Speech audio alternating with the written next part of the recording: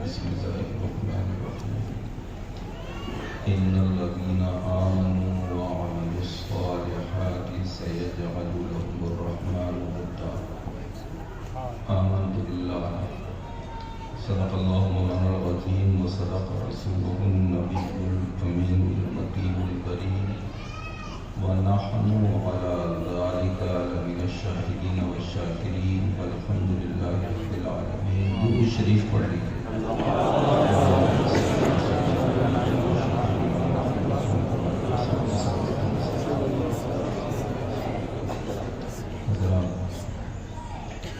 جیسا کہ معلوم ہوا کہ آج اس بستی میں ایک اللہ کے نیک برگزیدہ بندے کے عرص پاک کی محفل میں آپ سب یہاں پر جمع ہوئے ہیں، اکٹھا ہوئے ہیں. میں دعا کرتا ہوں کہ اللہ تبارک و تعالی حضرت سید سخاوت شاہ رحمۃ اللہ تعالی علیہ کے فیوز و برکات سے آپ سب کو مالا مال فرمائے. بڑی خوشی ہوتی ہے جب سننے میں آتا ہے کہ کسی اللہ والے کو عرص پاک منایا جا رہا ہے. عرص پاک اس لیے منایا جاتا ہے، دور دراز سے علماء کو بلایا جاتا ہے کہ جو صاحب عرس ہیں، جن کا عرس منا رہے ہیں، ان کی سیرت کے حوالے سے تقریریں ہوں گی، ان کی زندگی پر روشنی ڈالی جائے گی. ان کے چاہنے والے، ان کے مریدین، محبین، ان سے محبت رکھنے والے جو اس محفل پاک میں آئے ہیں، اپنے شیخ کی زندگی کو سنیں گے اور اس پر خود بھی عمل کریں گے تو اللہ ان کی زندگیوں میں بھی نکھار پیدا کر دے گا. بڑی خوشی ہوتی ہے کہ جب صاحب مزار کا عرس ہوتا ہے تو صاحب مزار کی خاص نگاہیں آنے والے زائرین پر ہوتی ہیں. وہ اس وقت آپ سب کو دیکھ رہے ہیں کہ کون کون میری بارگاہ میں حاضر ہوا ہے اور کس کس نیت سے آیا ہے، کون کون سی مراد لے کے آیا ہے. اور صرف صاحب عرس ہی نہیں بلکہ نہ جانے کتنے اللہ کے ولی اس وقت اس بارگاہ میں موجود ہوں گے، اور وہ سب آپ سب کو آنے والوں کو اپنی نظروں سے دیکھ رہے ہوں گے، اور کس بزرگ کی نظر کس آنے والے پر پڑ جائے اس کی زندگی سمر جائے. اسی لیے اس پاک کی محفلیں سے جاتی ہیں.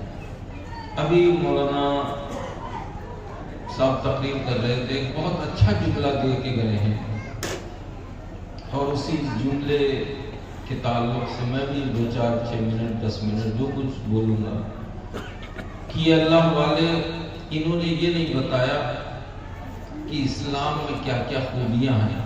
انہوں نے جیسے مولانا کے بقول مولانا کہ کسی اللہ والے نے کسی عام آدمی کو پکڑ کر بخاری نہیں سنائی، قرآن کی آیات نہیں سنائی، بلکہ اپنا کردار دکھایا لوگوں کو. اور ان کا کردار ایسا تھا کہ جو ایک مرتبہ انہیں دیکھ لیتا، انہیں سن لیتا، انہی کا ہو جایا کرتا تھا.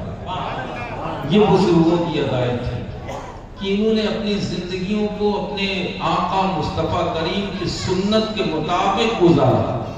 ان کا چلنا، بیٹھنا، بات کرنا، ہر ادا سنت کے مطابق ہوا کرتی تھی.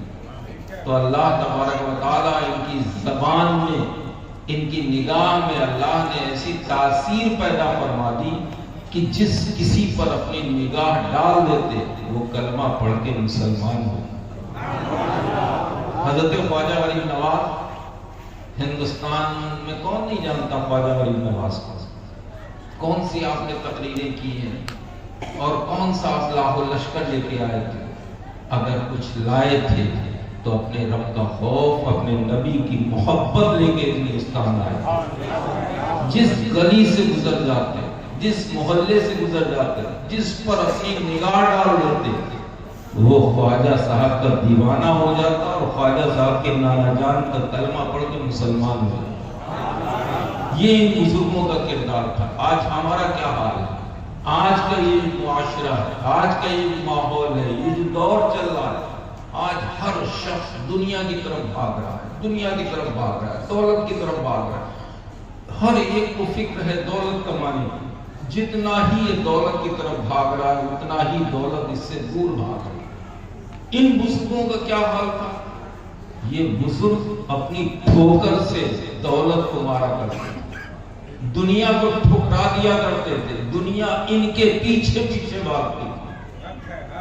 ان بزرگوں کی آج چوکھٹوں پہ دیکھیے، آج یہی جہاں پہ آپ بیٹھے ہیں دیکھیے کتنی روشنی ہے، کتنا زبردست قبہ ہے، کتنی سجاوٹ ہے، کیسا چمک رہا ہے۔ اور اسی ہندوستان میں ایسے بھی لوگ ہوں گے جن کے آگے پیچھے نہ جانے کتنی گاڑیاں چلتی تھی، جن کے پاس دولت کا کوئی شمار نہیں تھا، بڑا شہرت تھی صاحب، اپنے وقت کا ودھائک تھا، منتری تھا، سنتری تھا، لیکن آج قبرستان میں جا کے دیکھو اس کی بیٹھی ہوئی قبر میں یہ پیغام دے رہی ہے، لوگوں دنیا حاصل کرنے سے کوئی فائدہ نہیں ہے، اگر کچھ حاصل کرنا ہے تو نبی کی محبت حاصل کرنا ہے۔ آج ان کی قبروں پہ کوئی چادر کیا کوئی جانے کو تیار نہیں، ان کی اولادیں ان کی قبروں کو نہیں پہچانتی کہ کہاں ہمارے دادا اور پردادا کی قبر۔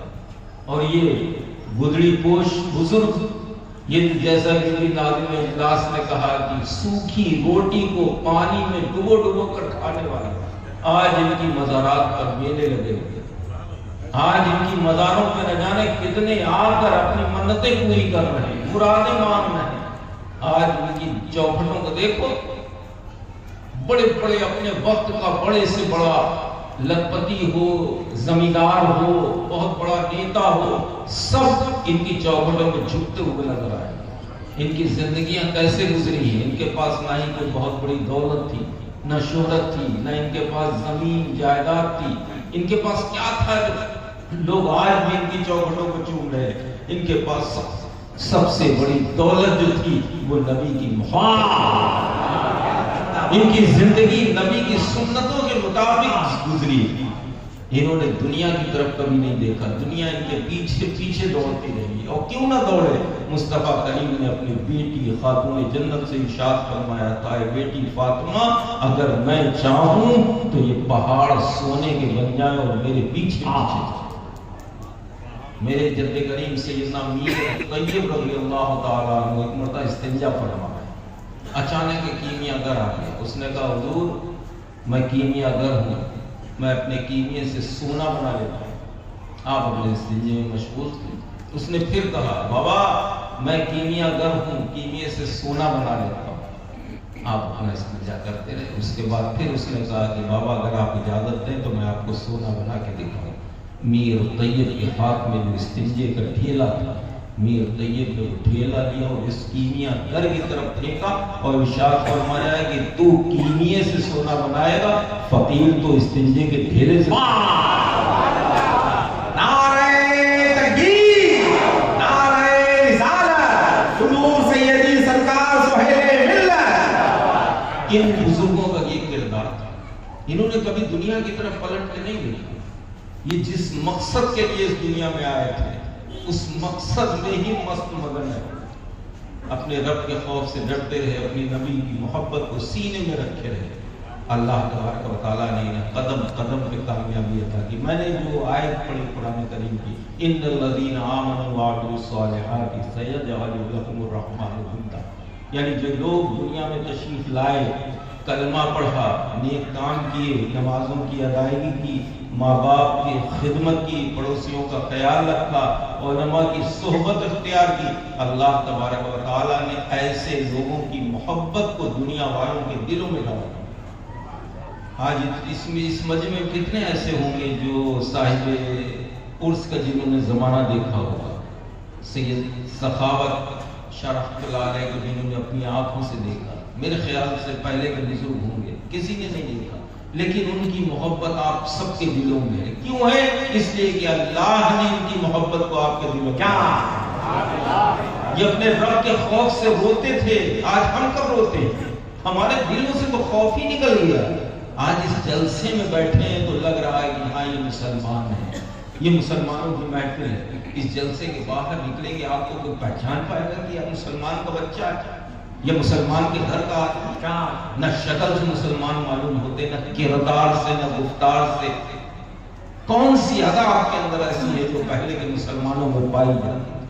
آج ہمارا کیا حال ہے؟ ہمارے سروں سے ٹوپیاں غائب، چہروں سے داڑیاں غائب، گھروں سے قرآن کی تلاوت کی آوازیں غائب، ہماری شادی بیاہ کا ماحول دیکھ لیجیے، غیروں میں ہم میں کوئی فرق ہے؟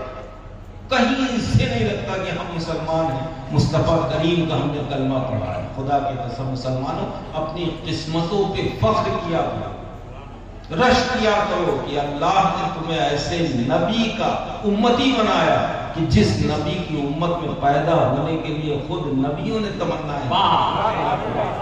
قسمت سے اللہ نے ہمیں ایسا نبی دیا، لیکن آج کوئی چیز ہمارے معاشرے میں ایسی نہیں۔ ہم موت کو بھول گئے ہیں میرے بھائیوں، ہم صرف دنیا دنیا، دولت دولت، بس یہی ہمارے پاس بچا۔ ارے ہم سے پہلے کے بھی لوگ تھے، انہوں نے بھی زندگیاں گزاری ہیں، خدا کی قسم کئی 100 برس ہو گئے، انہیں دنیا سے رخصت ہوئے، لیکن آج بھی ان کا نام زندہ ہے۔ ان کی مزارات پہ لوگوں کے ہجوم لگ رہے ہیں، میلے لگ رہے ہیں۔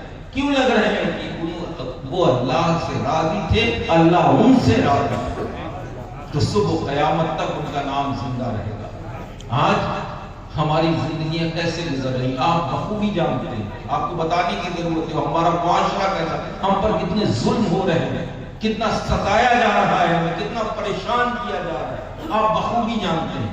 آج جبکہ ہم کافی تعداد میں ہیں، ہم بہت ہیں، جب ہم تھوڑے سے تھے، اتنے سے تھے، بہت کم تھے، ہم نے اسی ملک میں حکومتیں کی۔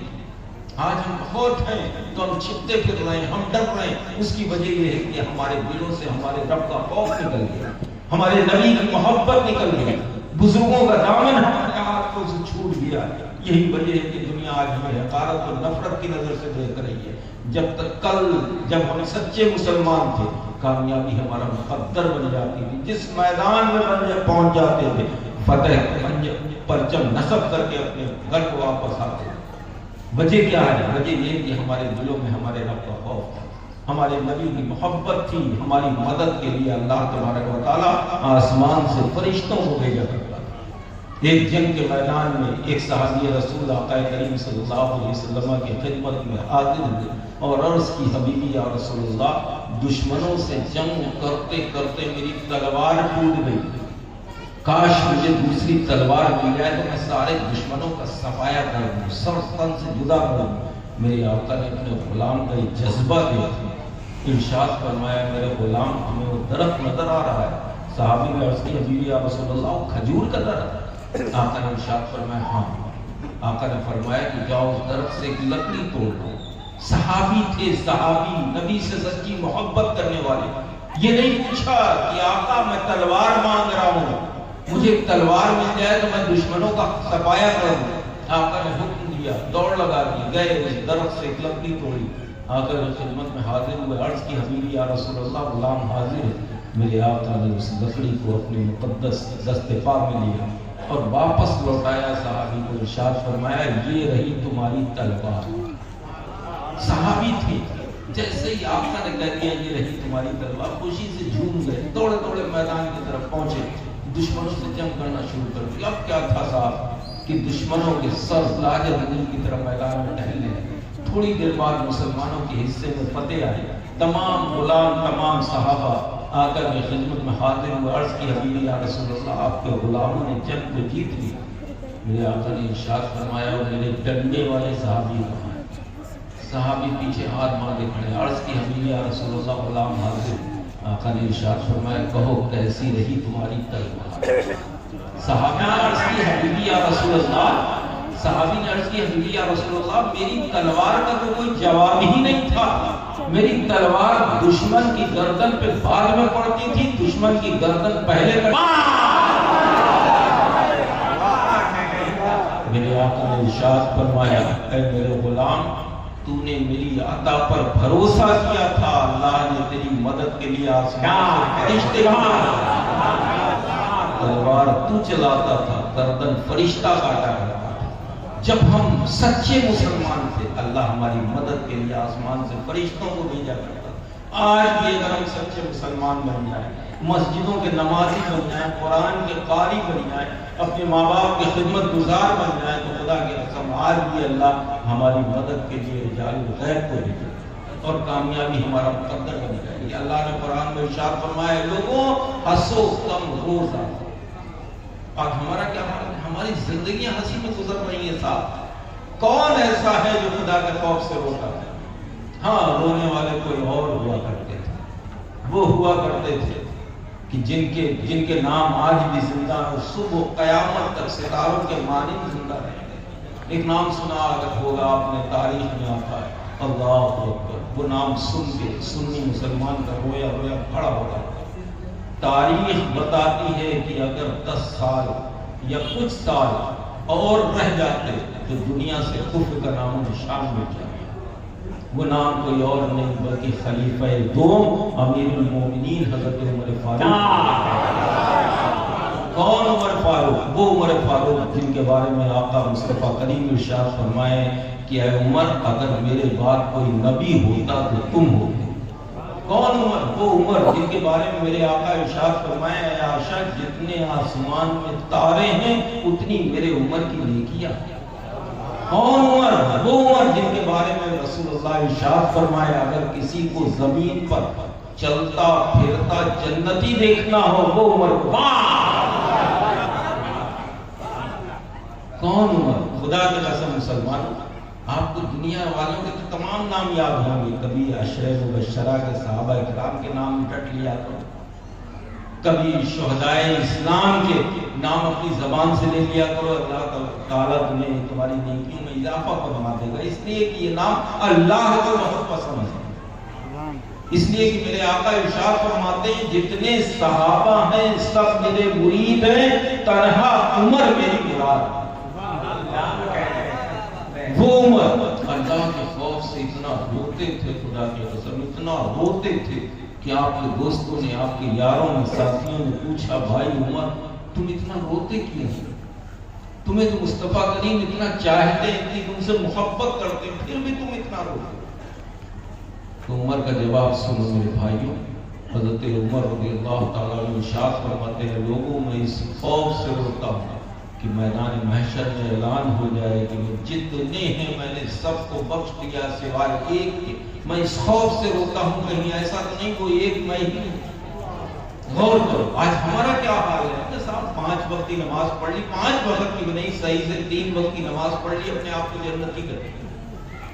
اے لوگوں اپنے رب کے خوف سے رویا کرو, اس اندھیری کوٹری کو یاد کیا کرو, اس تختہ غسل کو یاد کیا کرو جہاں پر سیدھے سیدھے لٹا دیے جاؤ گے.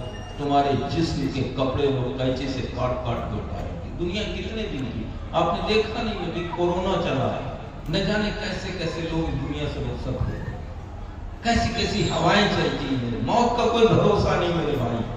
ہاں دنیا کماؤ, ایسا نہیں ہے کہ ممانعت نہیں ہے کسی چیز کے لیے کہ دولت نہ کماؤ, لیکن ساتھ ہی ساتھ دین بھی کماؤ میرے بھائی. دنیا تمہاری صرف یہ دولت تمہاری صرف دنیا میں کام آئے گی, اور دین تمہارے قبر میں بھی کام آئے گا, میدان محشر میں بھی کام آئے گا. اور نبی کی سچی محبت یہی تمہیں جنت میں لے کے جائے گا. اپنے نبی سے سچی محبت کرو, اپنے رب کے خوف سے رویا کرو, راتوں کو آنسو بہایا کرو. جب سارے دن کے کام سے فارغ ہو کے اپنے بستر پہ جایا کرو تو سارے دن کا محاسبہ کیا کرو. آج ہم سے کتنی نیکیاں ہوئی ہیں, کتنے ہم نے گناہ کیے ہیں, تمہیں خود بخود اندازہ ہو جائے گا تمہاری زندگی کیسے گزر رہی ہے, کیسے گزر رہی ہے. ابھی بھی وقت ہے میرے بھائی, اپنی مسجدوں کو آباد کر لو. اپنے بچوں کو, چھوٹے چھوٹے بچے, یہ بچہ سمجھ کے نظر انداز مت کیا کرو. یہ صرف بچہ نہیں ہے, یہ مستقبل ہے, مستقبل. انہیں اچھی تعلیم دلاؤ, پہلے دینی تعلیم دلاؤ, اس کے بعد دنیاوی تعلیم دلاؤ. آج قوم مسلم ہندوستان ہی نہیں میرے بھائیوں, پوری دنیا کا یہی معاملہ ہے کہ مسلم قوم سب سے زیادہ پستی کی طرف جا رہی ہے, غربت کی طرف جا رہی ہے, جہالت کی طرف جا رہی ہے. تعلیم سے ہم دور ہو رہے ہیں. کون کون تعلیم سے دور ہے؟ اللہ, وہ جس کے بارے میں اس قوم کے نبی نے ارشاد فرمایا لوگوں ماں کی گود سے قبر میں جانے تک علم حاصل کرو. وہی قوم آج تعلیم سے دور ہو رہی, علم سے دور ہو رہی. افسوس ہوتا ہے میرے بھائی، ابھی بھی وقت ہے اپنے آپ کو پہچانو. ان بچوں کو اچھی تعلیم دلاؤ، سب سے پہلے انہیں دینی تعلیم دلاؤ تاکہ انہیں زندگی جینے کا سلیقہ ملے، پھر اس کے بعد انہیں دنیاوی تعلیم دلاؤ. تمہارے گھر میں جو ماں باپ ہیں تمہارے لیے نعمت ہے، ان کی عزت کیا کرو، ان کی قدر کیا کرو، ان کی خدمت کیا کرو.